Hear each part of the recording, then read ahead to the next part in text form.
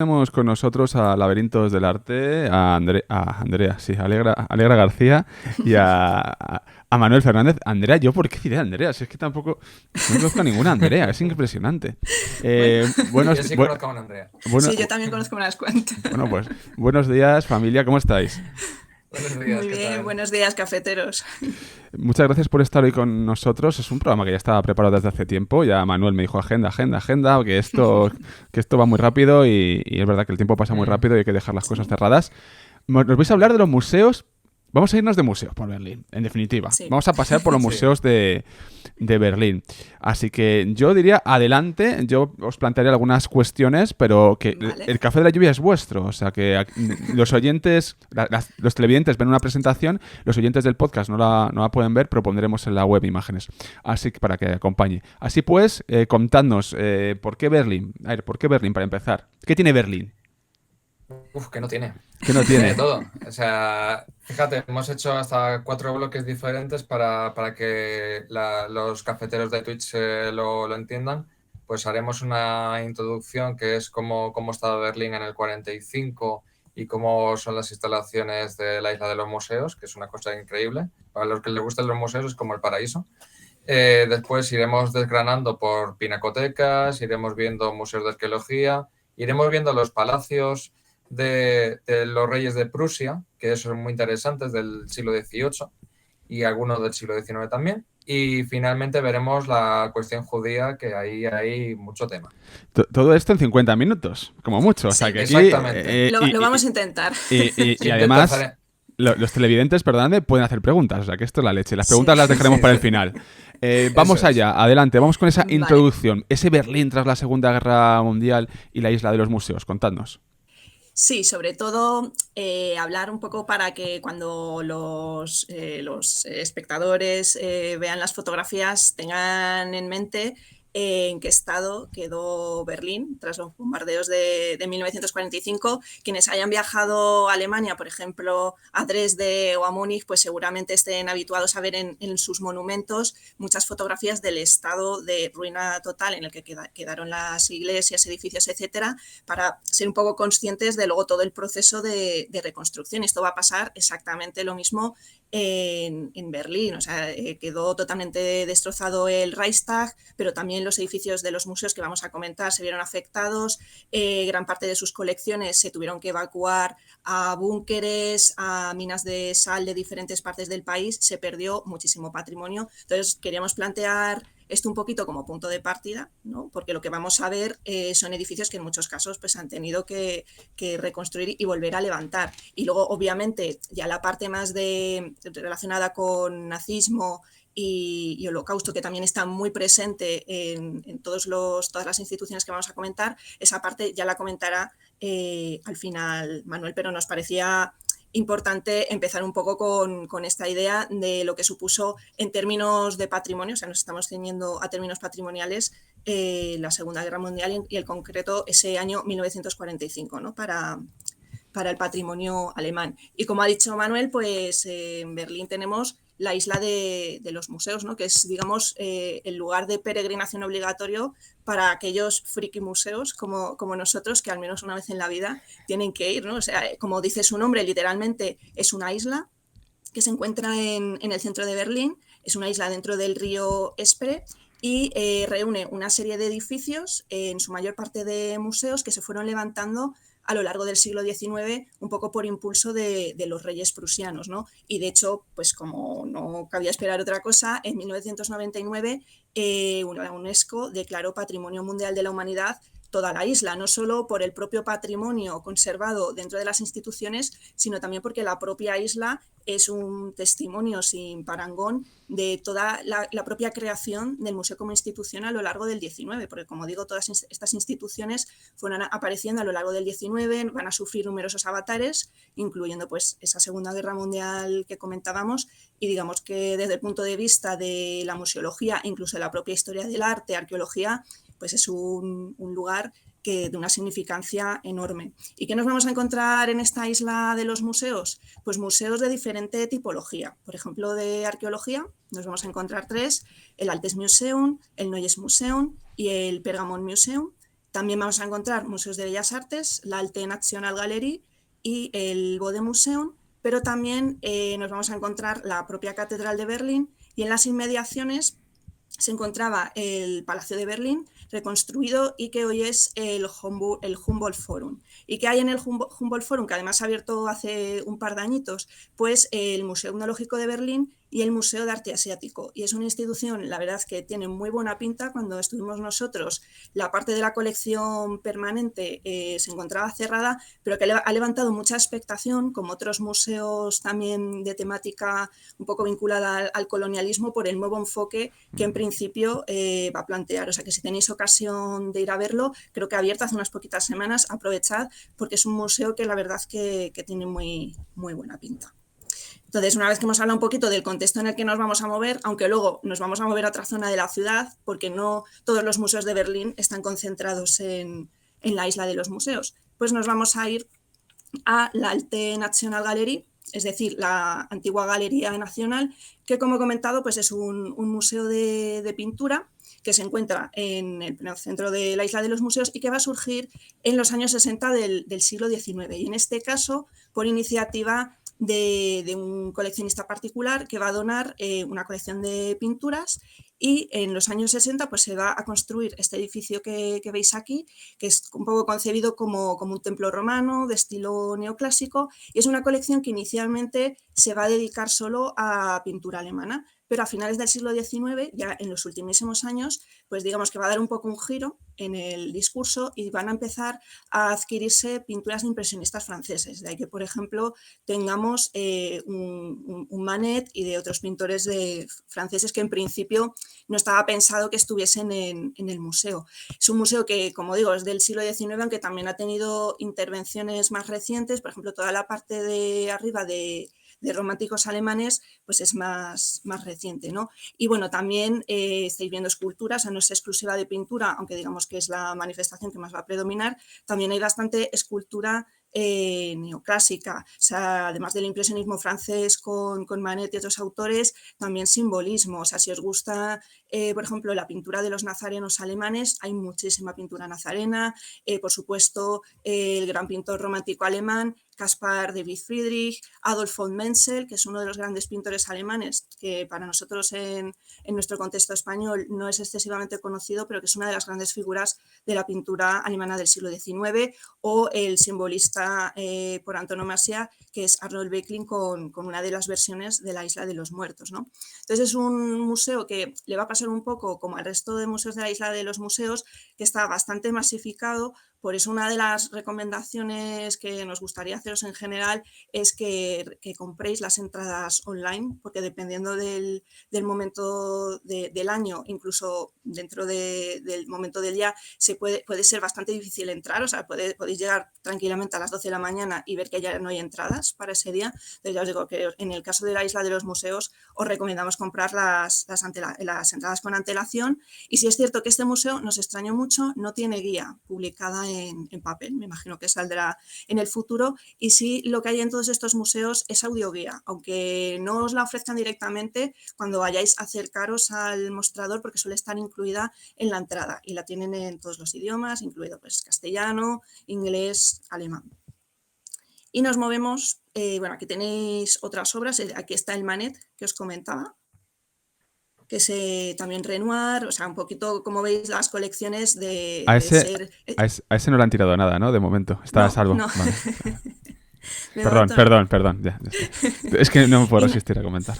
Y nos movemos a otro museo que se encuentra también en la Isla de los Museos, pero en uno de los extremos de la isla. Es un museo que, como podéis ver en la foto, solamente por ver la arquitectura merece muchísimo la pena. Es impresionante. De hecho, bueno, hemos puesto ahí ese fotograma de Gambito de Dama porque una de las escenas, pues precisamente se graba en el interior, ¿no? de este edificio. Es un edificio que se construye ya en torno a 1900 en estilo neobarroco, y que por supuesto también es patrimonio mundial al estar dentro de esta Isla de los Museos. Y este museo se llama Bode-Museum, pero inicialmente se llamaba Museo del Emperador Federico. Lo único que ha tomado este nombre a partir del que fue su primer conservador, Wilhelm von Bode, que es fue un importantísimo historiador de la segunda mitad del siglo XIX. Aquellos que os interese un poco la museología y la historiografía artística del siglo XIX, pues seguramente os une, porque fue un personaje fundamental. Y es un museo que va a tener unas colecciones muy enfocadas sobre todo a escultura y artes decorativas. Por ejemplo, de escultura pues va a haber mucha escultura medieval, también de edad moderna, sobre todo cuatrocentista, con obras atribuidas a Mantegna, también atribuidas a Donatello, arte bizantino. Tiene una colección impresionante de numismática, tanto medallas como monedas, y también, aunque en menor medida, una colección de pintura. Y como le va a ocurrir a muchas de las colecciones de estos museos, pues durante la Segunda Guerra Mundial estas colecciones se fueron a un refugio antiaéreo con tan mala suerte que el propio búnker pues, se incendió, y eso supuso la destrucción de un número importante de piezas. Y bueno, entréis al museo, ya os digo, solamente por ver la arquitectura merece muchísimo la pena, y cuando comencéis a recorrer las salas, pues veréis que es una ordenación bastante tradicional, ¿no? O sea, una ordenación cronológica por escuelas, y frente al anterior museo y otros museos de la Isla de los Museos, es un museo bastante tranquilo, no hay mucha gente, la verdad es que es una pena, pero bueno, desde el punto de vista del espectador, pues también se agradece un poquito. Y nos salimos un momentito de la Isla de los Museos para ir a uno de los grandes museos de pintura de toda Europa, que es la Gemäldegalerie. Y la Gemäldegalerie no se encuentra en la Isla de los Museos, pero sí en una isla un poquito en sentido figurado. ¿Y por qué digo esto? Porque se encuentra relativamente cerca de Potsdamer Platz, y en torno a un espacio cuadrado, una plaza que hay allí, pues han creado pues una Isla de los Museos, por así decirlo, alternativa, porque tenemos allí la Gemäldegalerie, la Neue Nationalgalerie, que es el museo, por así decirlo, dedicado al arte del siglo XX, arte más contemporáneo, y que sobre todo es interesante para aquellos a los que os guste la arquitectura, porque el edificio es de los años 60 y es de Mies van der Rohe. O sea que aunque no os guste el arte del siglo XX, simplemente por acercaros y ver el edificio, la verdad es que es bastante recomendable. Luego también tenéis aquí museos de artes decorativas, el Museo de Instrumentos Musicales, o sea que, como veis, podéis echar también perfectamente un par de tardes en torno a esta otra isla de los museos.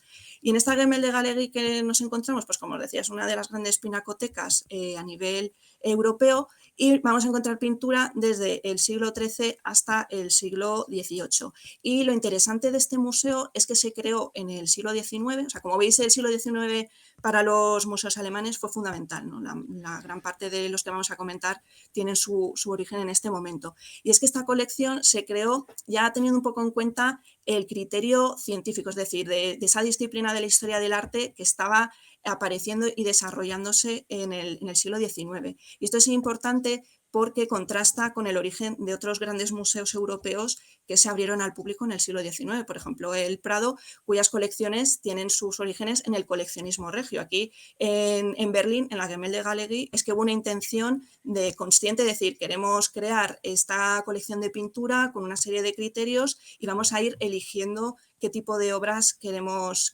incorporar. Entonces, bueno, este museo, como digo, se empieza un poco a gestar tras la derrota de Napoleón. Se comienzan a adquirir las primeras obras, porque esta colección, digamos que tiene un punto de partida público frente al anterior que hemos visto, que era más privado, y la sede inicial de este museo no va a estar aquí, sino también en la Isla de los Museos, en un edificio que va a comentar Manuel, que es la sede del actual Altes Museum, que es un edificio, la verdad es que espectacular, neoclásico, y del que os hablará un poquito más Manuel. Luego este museo se va a mover a la sede del Bode Museum. Como veis, son instituciones que tienen una historia a veces un poquito complicada, pues se va a mover a la sede del Bode Museum.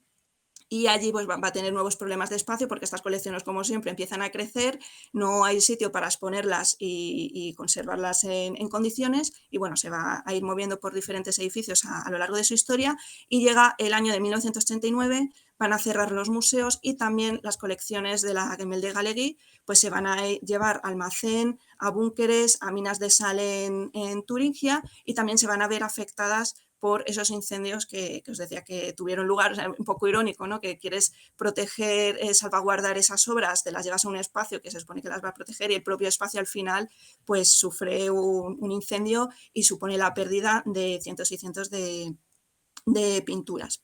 Entonces, bueno, después de la Segunda Guerra Mundial, pues las pinturas vuelven al Bode-Museum, la colección sigue creciendo, etcétera, hasta que ya por fin, en 1998, pues llega hasta su sede actual, que es donde lo podemos ver. Y bueno, ¿qué tipo de obras nos podemos encontrar en la Gemäldegalerie Gallery? Pues aquí os hemos puesto algunas, ¿no? O sea, tenéis pintura flamenca, si os gusta los primitivos flamencos, vais a disfrutar muchísimo con obras de Jan van Eyck, de Petrus Christus, después Quattrocento italiano, Filippo Lippi, Masaccio. En cuanto al barroco, Caravaggio, Rembrandt, Jordaens van Dyck. La verdad es que es un museo también bastante tranquilo comparado con la isla de los museos, que sufre un poquito de un mal que sufren bastantes de nuestros grandes museos, que es la masificación, y la verdad es que es un museo muy recomendable, aunque suponga un poco de esfuerzo moverse del centro de Berlín.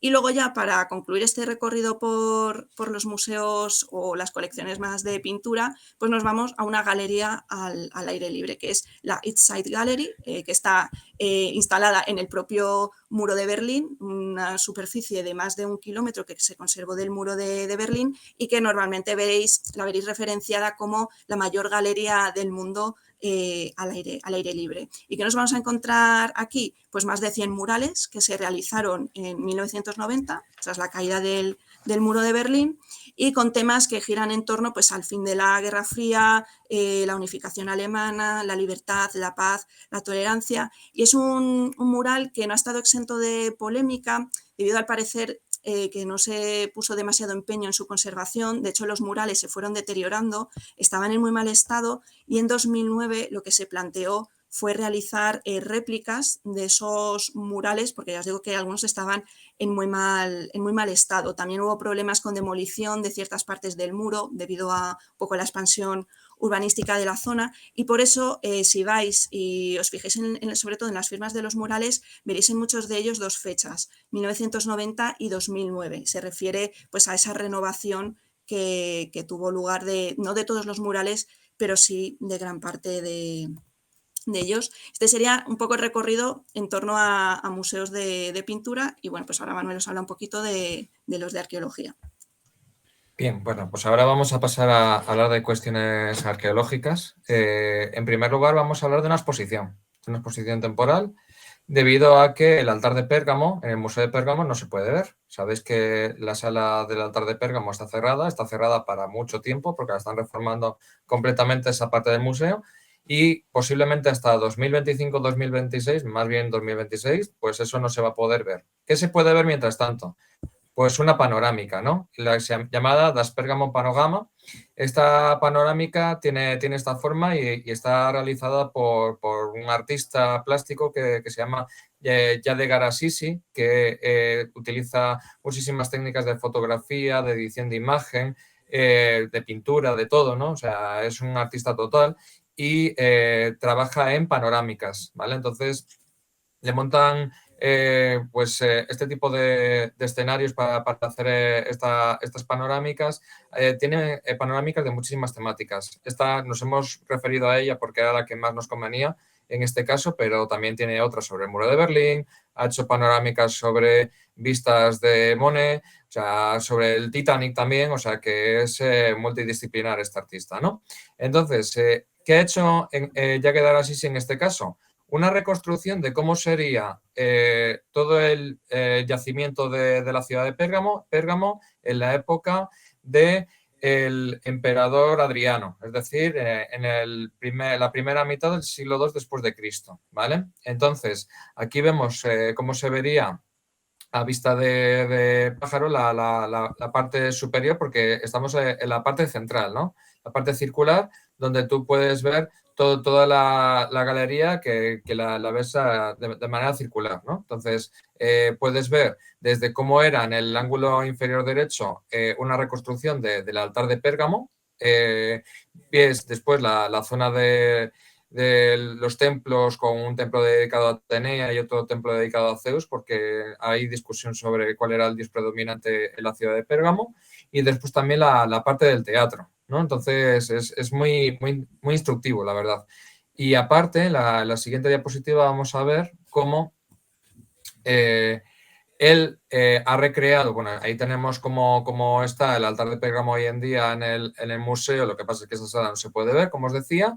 En la parte superior veríamos una reconstrucción que ha hecho el propio Assisi sobre el lado lateral de la parte exterior del altar, que trata sobre la gigantomaquia, aquel episodio en el que es la guerra entre los gigantes y los dioses olímpicos. Es muy impresionante, porque de lo que queda, que vemos parte de lo que queda en el ángulo inferior derecho, a lo que él ha reconstruido, es muy impresionante de ver cómo él lo ha imaginado y parece como bastante real, ¿no? Como lo ha creado él.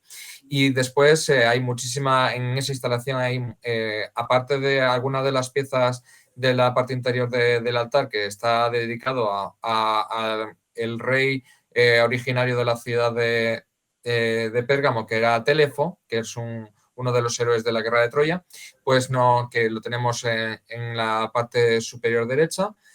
Bueno, pues esos son los paneles de la parte interior del altar, y después en la parte exterior, como os he dicho, estaría la gigantomaquia. Y también os quería hablar un poco de lo que fue la excavación, ¿no? Esa excavación que fue guiada en este caso por un arqueólogo alemán que a finales del siglo XIX llamado Karl Humann, ¿no? Karl Humann lo que va a hacer en la ciudad de Pérgamo, pues se negociará con el Imperio Otomano y va a llevarse todo lo que quedaba a Berlín. Lo que quedaba no era mucho. Hay que tener en cuenta que el altar de Pérgamo estaba machacado desde la época del Imperio Bizantino. Entonces, los restos son lo que nos ha llegado y es una reconstrucción, ¿vale? Entonces hay que tener eso en cuenta. Lo digo también porque el gobierno de Turquía hoy en día está pidiendo la devolución del altar de Pérgamo a la ciudad de Pérgamo, al yacimiento, ¿no? Entonces hay que tener también eso en cuenta, que es un asunto muy espinoso, ¿no? Entonces, eso por una parte. Vamos ahora sí al Museo de Pérgamo, que lo tenemos en la siguiente diapositiva. En el Museo de Pérgamo, pues os enseño la foto en el ángulo superior izquierdo, cómo era antes de la obra que están haciendo ahora mismo. Ahora mismo eso está en obras y no se puede pasar por ahí, es el acceso al Museo de Pérgamo. Es la imagen del ángulo superior derecho, es cómo quieren que quede dentro de unos años, hacia 2026, como os he dicho. ¿Y qué más cosas podemos ver en el Museo de Pérgamo, salvo esto que no se puede ver, como ya hemos comentado? Pues evidentemente se ve allí la puerta de Istar, que estará Plumas ahí gritando en casa ahora mismo. Están comentando la puerta de Istar tiene que salir y ahí está. Ahí está. También veo unos Lamasus por ahí, o sea que Plumas debe estar ahora mismo volando. Efectivamente. Claro, bueno, la puerta de Istar, evidentemente, que era el acceso al templo de Marduk en Babilonia. Entonces, es una construcción de época del rey Nabucodonosor II en el siglo VI a.C. Es espectacular cómo nos ha llegado, pues sobre todo porque nos parece muy exótico con toda la iconografía de los diferentes animales, algunos más mitológicos que otros, ¿no? Y después, como os decía, en la propia Irak sabemos que durante el gobierno de Saddam Hussein se intentó hacer una reproducción a escala de lo que era la puerta de Istar en el sitio donde estaba, ¿no? Pero eso se ha quedado más o menos abandonado después de la guerra de Irak y después de lo que pasó con Saddam Hussein, ¿no? Entonces, es para volver a reconstruir aquella experiencia, lo mejor ahora mismo es ir a Berlín, ¿no? Aparte de eso, se ve también en la puerta de Istar, cuando tú pasas por debajo de la puerta, no accedes evidentemente al templo de Marduk, a donde accedes es al mercado de Mileto, a las puertas del mercado de Mileto.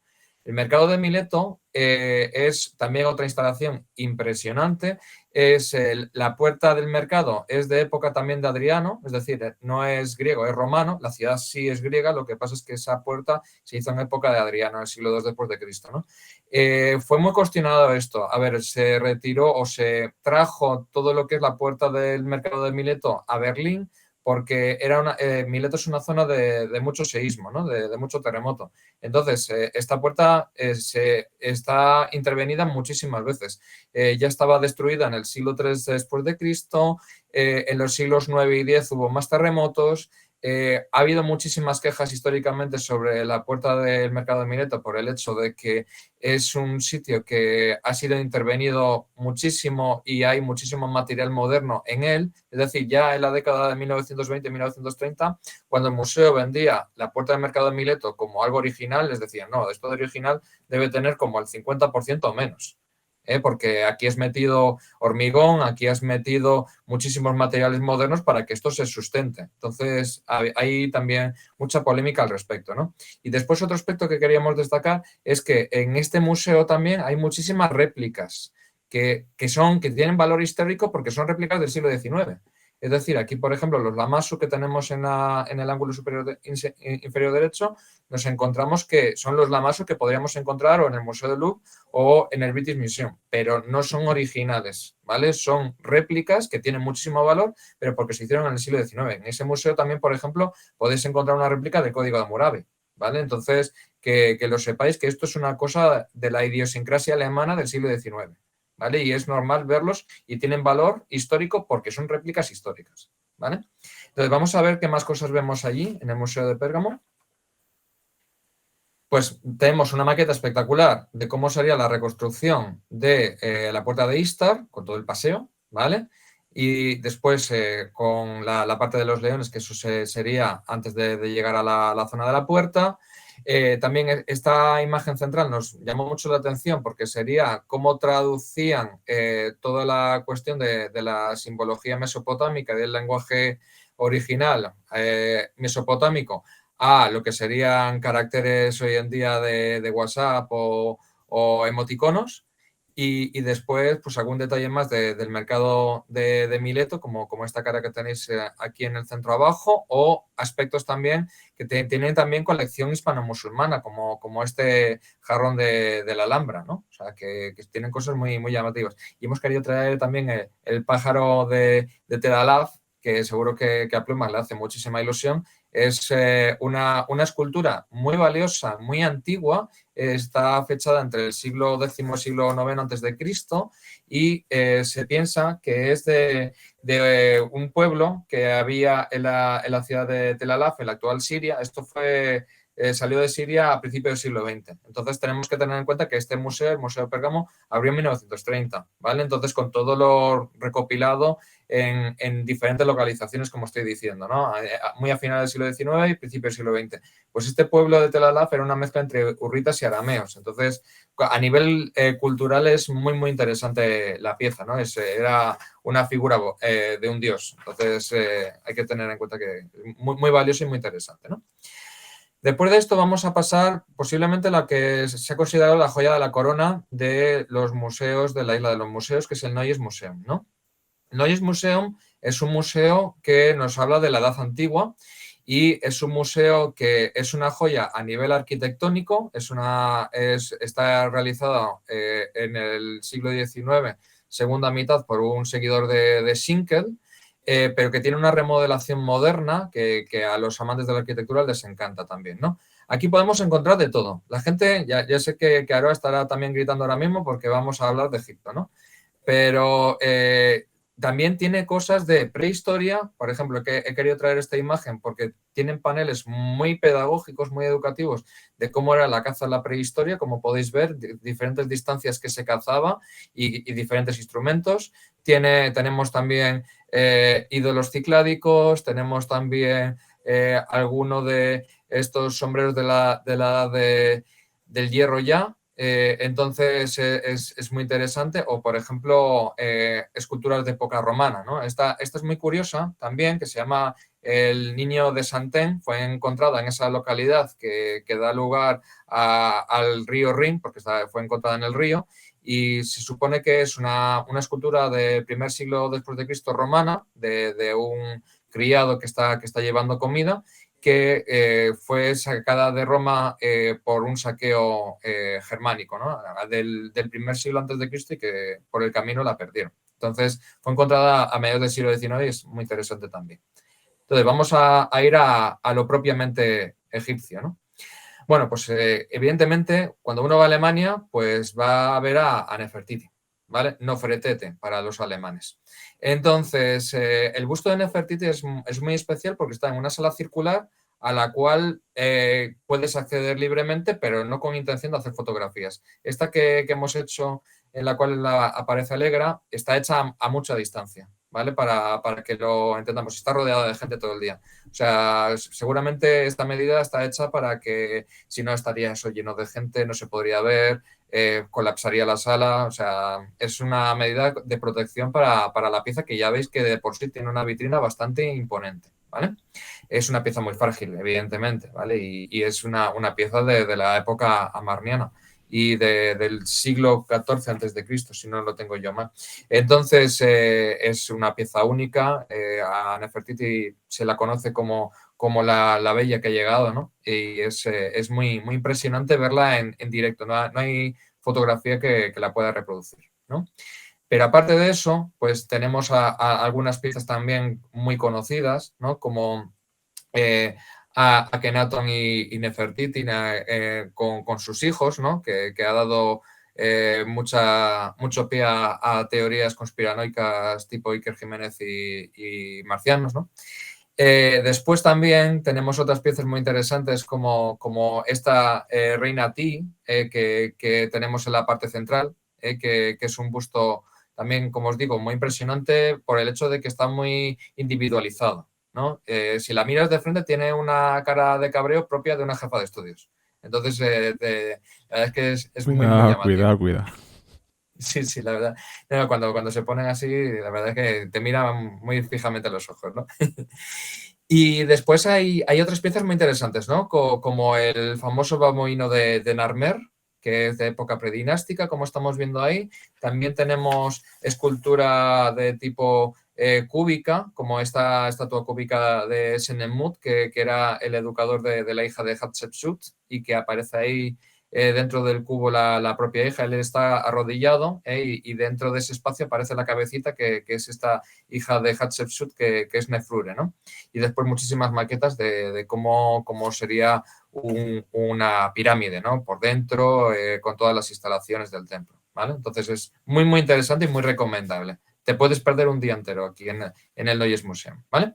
Y después vamos a ir al siguiente, que es el Altes, ¿vale? El Altes tiene un gran valor a nivel arquitectónico porque es un edificio que fue proyectado y realizado por Schinkel, que es el grandísimo arquitecto alemán del romanticismo, del primer tercio del siglo XIX. Entonces, es una obra pues, que con claras connotaciones clasicistas, con un lenguaje pues, que va a marcar posiblemente toda la arquitectura de la Isla de los Museos, porque se toma como referencia.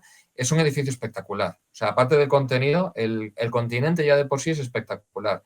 Y de contenido, pues vemos muchísima escultura de época romana y griega también. Entonces, aquí tenemos un busto de Julio César, tenemos una maqueta que nos representaría cómo sería el lugar donde se reunía la iglesia en Atenas, es decir, la asamblea. Eso es muy interesante. O también tenemos todo tipo de pinturas de Al-Fayum o de otro tipo de objetos de lujo, ¿no? Entonces, es muy, muy interesante todo lo que podemos ver allí.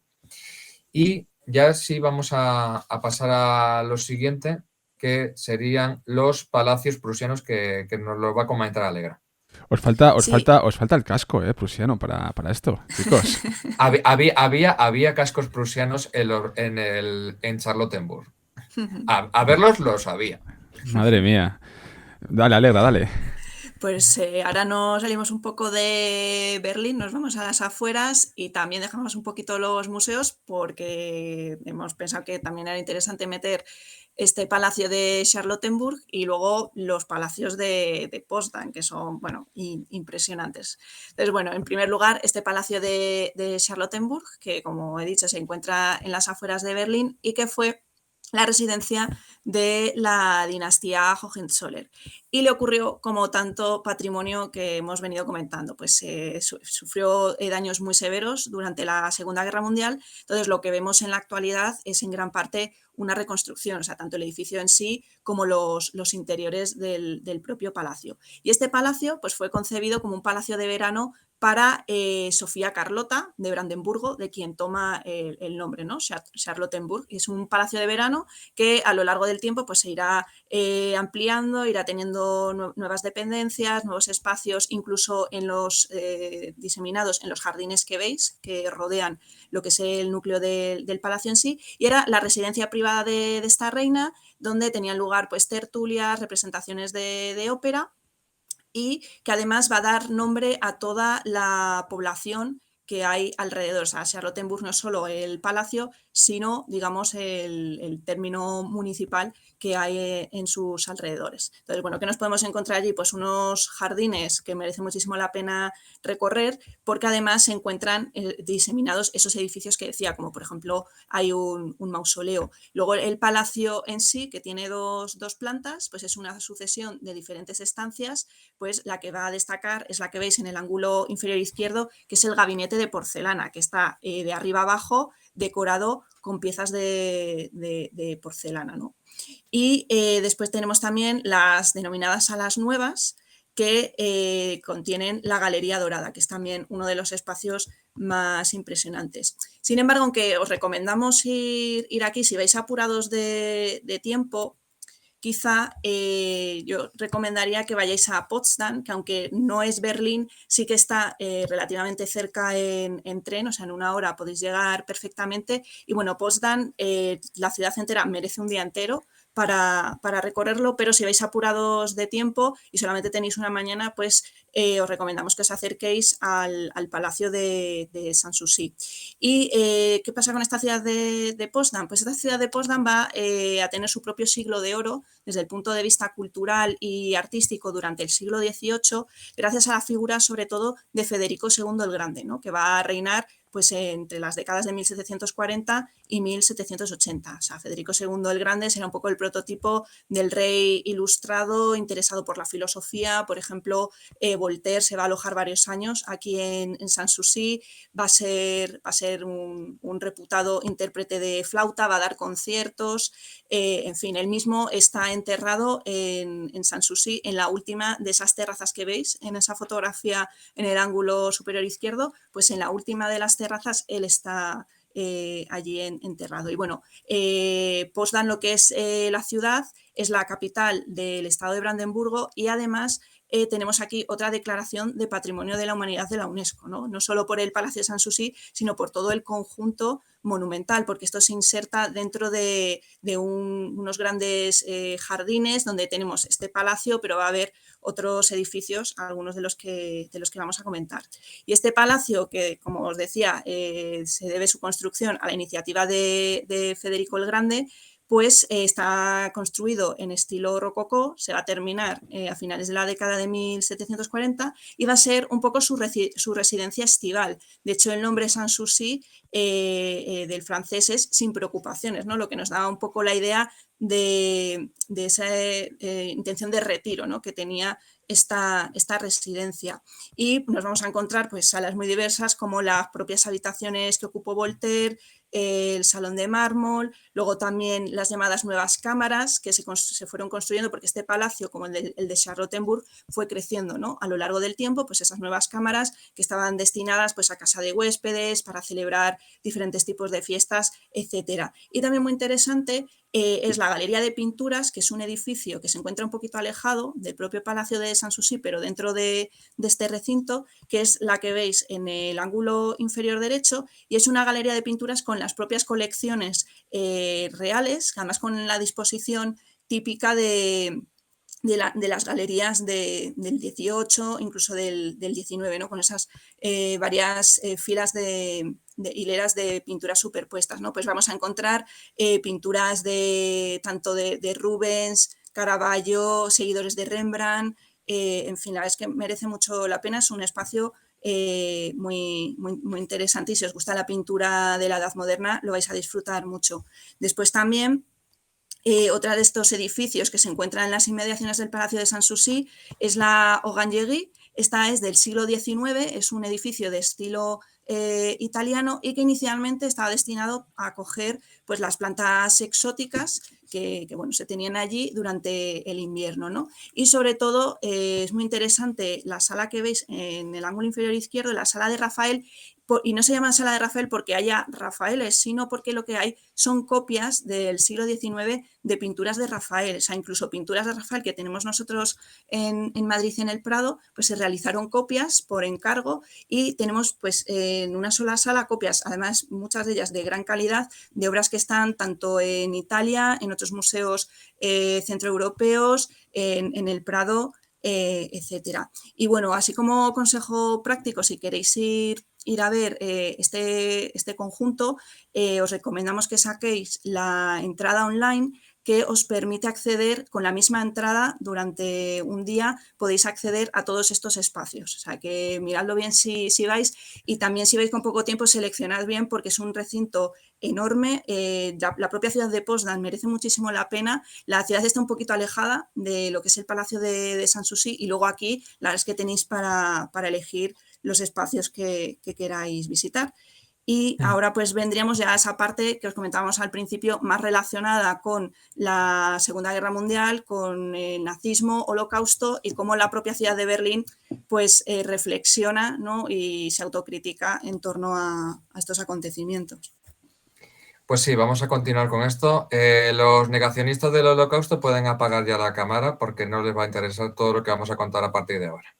Entonces, evidentemente, pues en Berlín, cerca de la Puerta de Brandenburgo, que está justamente ahí al lado, nos encontramos el monumento a los judíos de Europa asesinados. Es decir, no se refieren solamente a los muertos en Berlín o a los campos de concentración que estaban situados en Polonia, se refieren a todos los judíos asesinados por el nazismo, lo cual es muy impresionante, ¿no?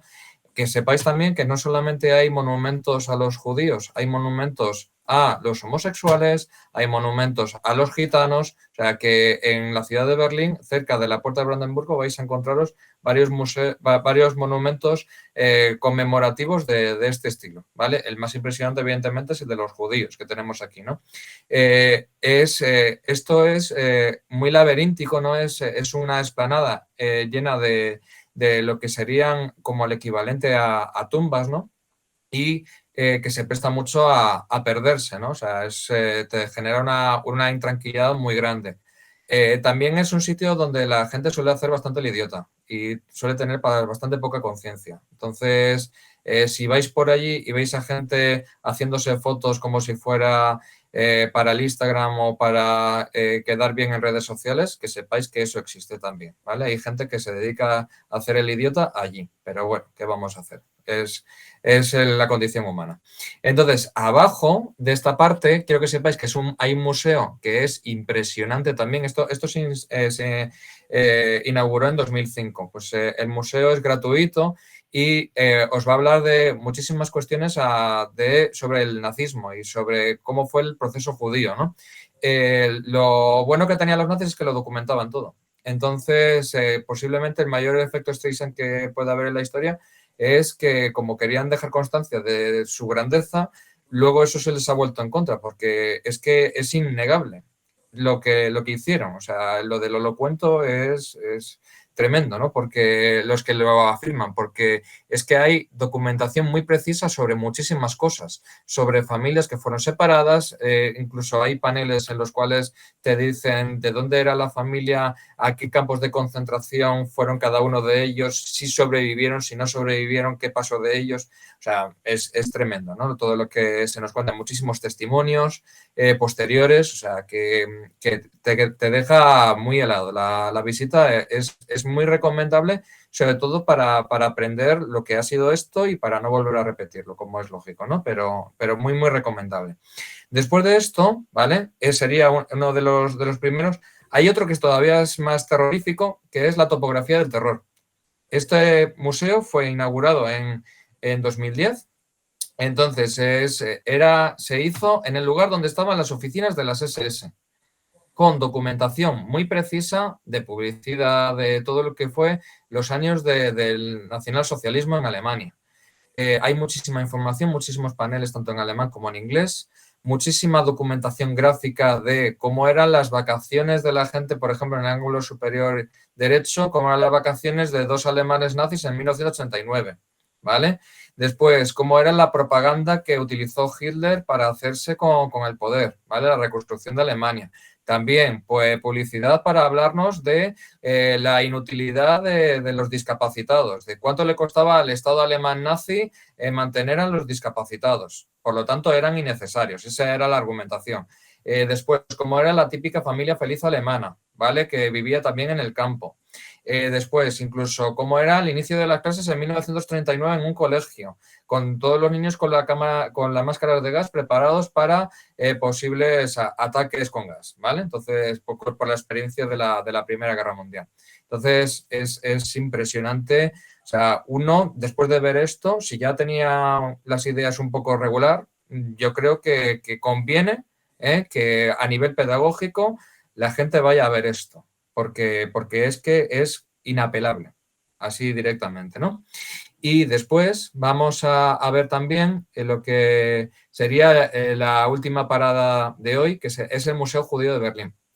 El Museo Judío de Berlín tiene una lectura que también tiene que ver con el nazismo, pero no es solamente sobre eso, ¿vale? Es un museo enorme que va sobre el legado de los judíos a la historia, en general, ¿vale? Aunque evidentemente le dedica un apartado importante a lo que hemos dicho del nazismo, pero no va sobre nazismo exclusivamente. De hecho, nos encontramos que hay una pared que es muy, muy interesante sobre grandes figuras judías de la historia. Aparece la figura de Jesús de Nazaret, por ejemplo, ¿vale?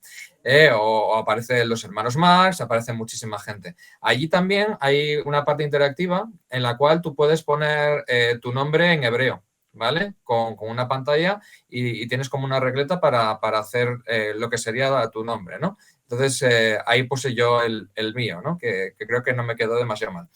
Después también, por ejemplo, te hablan de los pogromos medievales, te hablan de cómo ser judío hoy en día. Por ejemplo, esa era la parte central abajo, vemos a un señor que dice que él es vegano porque Adán y Eva en origen también eran veganos, ¿no? Entonces, es como lo justifica. Entonces, maneras de vivir el judaísmo a día de hoy, era esa parte. Después, artistas que eran judíos, también tenemos ahí otra parte, otra sala sobre eso.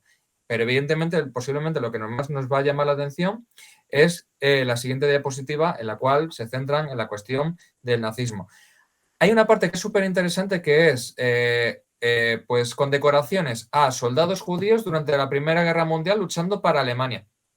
Que ahí vemos todas esas condecoraciones. O una estela en la cual vemos a un soldado alemán de origen judío fallecido en la Primera Guerra Mundial, para poner en debate esta cuestión, ¿no? O, por ejemplo, instrucciones que se tenían a la hora de detectar judíos, qué procedimiento tenía que hacer un funcionario a la hora de detectar un judío, ¿vale? O, por ejemplo, la cuestión de la estrella identificativa ya cuando la cosa se empezó a poner mal. O, por ejemplo, algún mapa que nos está señalando los campos de concentración hacia donde se destinaron a los judíos.